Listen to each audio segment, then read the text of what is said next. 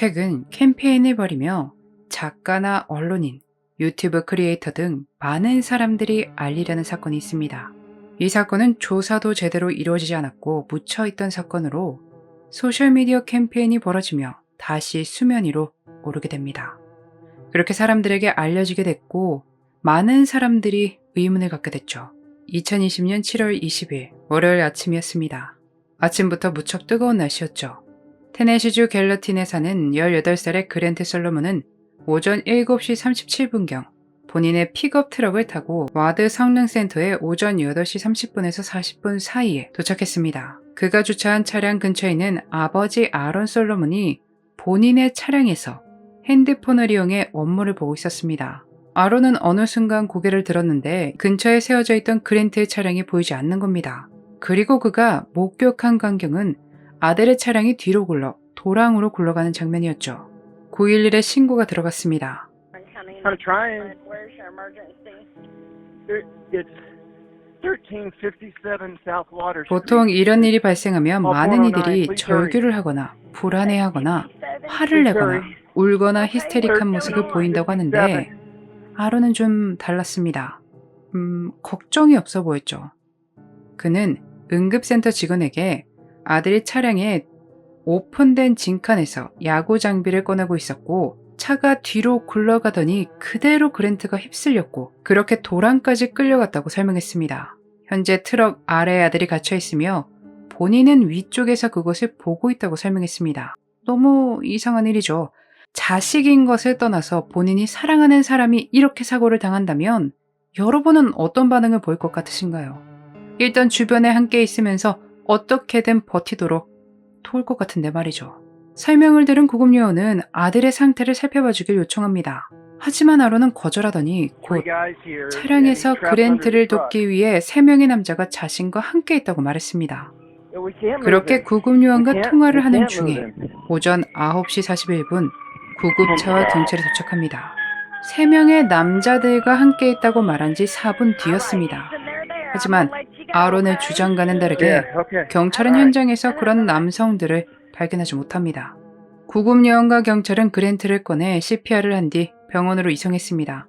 아론은 경찰에게 자신은 본인의 차량에 앉아 업무를 보고 있었다고 말합니다.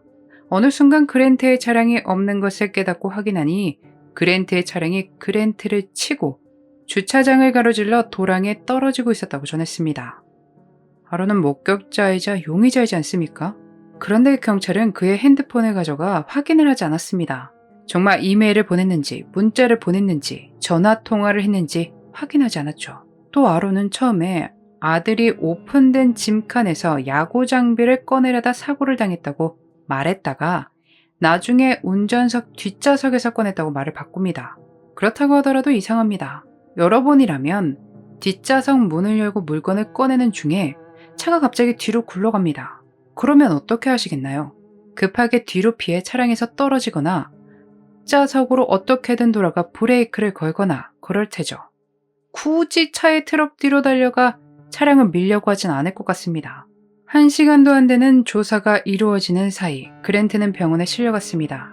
그런데 혈액 채취도 하지 않았고 제세동기도 설치하지 않았으며 몸을 확인하기 위한 스캔이나 엑스레이 등 어떠한 것도 이루어지지 않았습니다. 호흡을 할 수 있도록 돕는 인공호흡기조차 없었죠. 안타깝게도 그랜트는 그렇게 숨을 거두고 말았습니다. 어제도 병원에 도착했지만 걱정하는 것처럼 보이지 않았죠.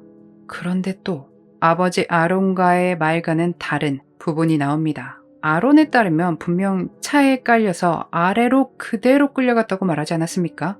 이날은 앞에서 말씀드렸던 것과 마찬가지로 무척 뜨거운 날씨였습니다. 차량도 시동을 끈 지 오래되지 않아 햇빛의 열기와 차량의 열기로 무척 뜨거운 상태였습니다. 그런데 몸 어디에도 열상을 입거나 긁히거나 이런 상처가 없었습니다.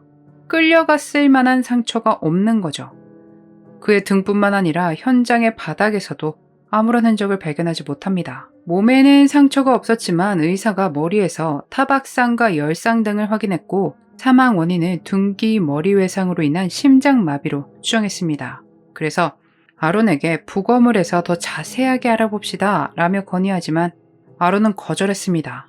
이것뿐만 아니라 알려진 바로 현장에서 헬기 수송 역시 거절했다고 합니다.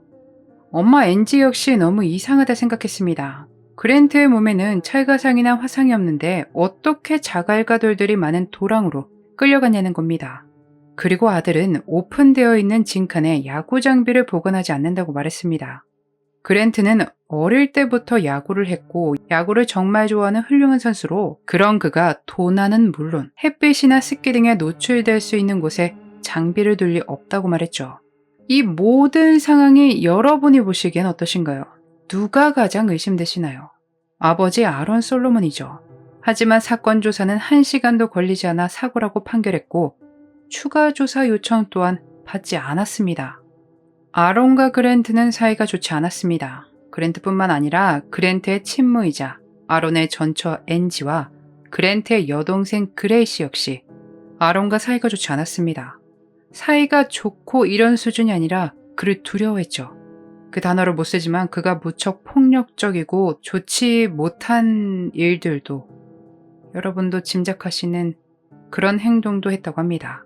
아론과 엔지가 이혼을 했고 양육권은 놀랍게도 아론에게 갔습니다. 이 과정도 기가 막힌데 잠깐 짧게 설명을 드리자면 2013년 5월 9일 아론의 폭력적인 행동이 있었고 그가 엔지를 해하려는 시도가 있어 가까스로 위기에서 벗어납니다. 이후에 아론이 9일에 신고를 해서 아내가 극단적인 선택을 하려 했고 지금은 정신병원에 입원해 있다고 신고를 합니다. 5월 10일 병원에 입원해 있던 엔지는 다음날 의사의 허가로 퇴원을 합니다. 그를 검사한 의사의 기록에 따르면 그녀를 평가하고 그녀의 안전 수준을 결정하기 위해 그녀를 하룻밤 동안 병원에 맡기로 결정했다. 다음날 그녀를 평가했고 불확실하지만 변덕스럽고 폭력적으로 보이는 남편으로 위험한 상황에 처한 부분에 대해 환자가 진실을 말하고 있다는 인상을 받았다. 환자의 부모 또한 신뢰할 수 없는 사람들로 보였다. 환자는 어떤 종류의 우울한 상태에 있거나 급성 정신과 치료가 필요한 것으로 보이지 않기에 약물 치료는 시작하지 않았다. 라고 적혀 있었습니다. 멀쩡하다라는 거죠. 그녀가 병원에서 하루 머물고 퇴원을 해 돌아가니 집에 아무도 없었습니다. 연락도 닿지 않았죠. 엔지는 남편에 대한 임시보호명령을 신청하고 승인받았습니다. 5월 12일 아침 아론 솔로몬에게 이 사실이 전달됩니다. 5월 13일 아론은 이혼 소송을 제기했고 아이들을 엔지로부터 보호해달라는 보호명령을 제출하죠. 5월 14일 아론은 아내에 대한 임시 접근 금지 명령을 신청하여 승인받습니다. 기가 차서 말이 안 나옵니다. 6월 7일 아론 솔로몬은 금지 명령 지속을 요청했고 7월 13일 승인됩니다. 판결에서 엔지 씨가 극단적인 선택을 시도했다 생각된다 말했고 어머니가 감독하는 환경에서 미성년 자녀의 안전에 대해 상당히 우려된다고 판사가 말했습니다. 이후에 그녀는 심리평가를 받았고 10월 7일 정신과 의사가 보고서를 발표합니다. 수집한 정보를 검토한 후 엔지 씨가 충분히 유능한 부모라는 것을 시사하는 충분한 증거가 있다. 결론적으로 아이들에게 좋은 부모라고 판단된다고 위험하지 않은 사람이라고 말합니다. 2014년에 그녀에게 감독하에 일주일에 한 번, 6시간 동안 아이들을 방문해 함께 시간을 갖는 것이 허락됐지만 양육권은 여전히 아론에게 있었죠. 엔지는 자녀들을 찾기 위해 멈추지 않았고 그랜트 역시 동생 그레이시를 보호하기로 결심합니다. 이 사실을 가족과 지인들이 알고 있었죠. 그는 곧 있을 재판에서 증언을 할 예정이었다고 합니다. 그래서 사람들이 추측하기를 아론이 몹쓸 짓을 저지른 것을 그랜트가 알았고 아들의 입을 막기 위해 범행을 저지른 게 아니냐고 추측한 것입니다. 그냥 전해 들으시기에도 너무 어처구니 없는 사건이죠.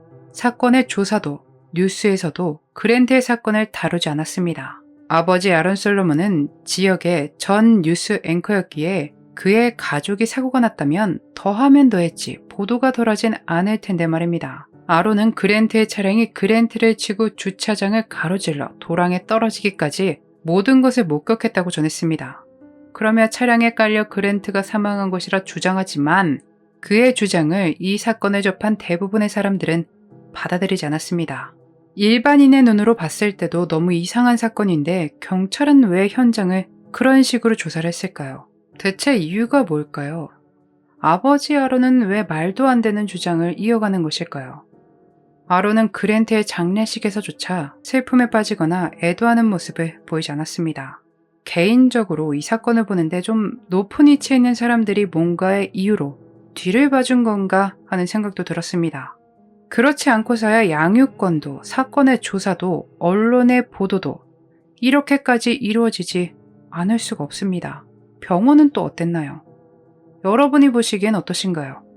아론은 거짓말을 하고 있는 것일까요? 아니면 정말 사실을 말하고 있는 것일까요? 여러분의 소중한 의견을 댓글로 남겨주세요. 다행스럽게도 지금은 그레이 씨와 엄마 앤지가 함께 살고 있다고 합니다. 하지만 항소를 계속하고 있는가 봅니다. 아직 두 사람이 완전히 안전하진 않다는 거겠죠. 아론에게 제대로 된 정의가 내려지지 않는다면 늘 불안함 속에서 살아가야만 할 것입니다. 오빠로서 아들로서 든든한 울타리가 되려 했던 착하고 밝았던 그랜트 심슨. 그는 너무 이른 나이에 안타깝게 세상을 떠나야만 했습니다. 캠페인이 성공하여 이 사건이 많은 사람들에게 알려지고 꼭 재수사에 들어갔으면 좋겠습니다. 그리고 정말 연루되어 있는 사람들이 있다면 그들에게도 꼭 정의가 내려지면 좋겠습니다. 그날의 미스터리 오키노 TV였습니다.